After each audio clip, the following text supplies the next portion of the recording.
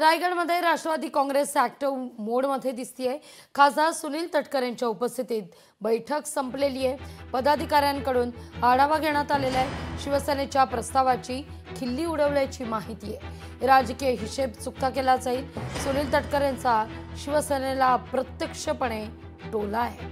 कुठेतरी हिशोब मांडला की तीन आमदार एक, त्यामुळे 59 भागिले अंक आणि तो अंक त्यांचं ज्ञान माझ्यापेक्षा खूप आघात आहे। त्यांचा गेल्या 6-7 दशकाचा या जिल्ह्यातला खूप राजकीय प्रदीर्घ अनुभव असल्यामुळे त्यांचा अनुभव खूप माझ्यापेक्षा मोठा आहे। एक छोटासा कार्यकर्ता आहे, त्याच्यामुळे मला काय असलं गणित काही त्र्याण्णव काय मला काही गणित काही कळलेलं नाही। ते आपला डोकं माराने सरळपणाने काम करणारा कार्यकर्ता आहे।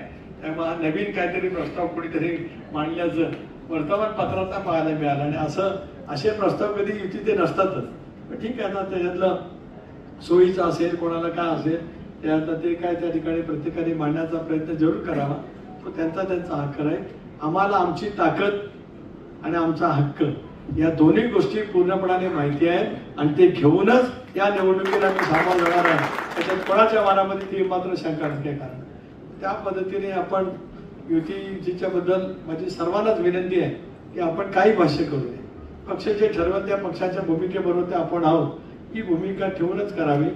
एवढं मात्र मला नक्की कळू शकते की कधी कुठे हिशोब कोणाचा चुकता करायचा एवढं मात्र नक्की माहिती आहे। त्याच्यामुळे तुम्ही त्याची बिलकुल काळजी करू नका, एवढंच मी या बैठकीच्या निमित्ताने या ठिकाणी सांगेन।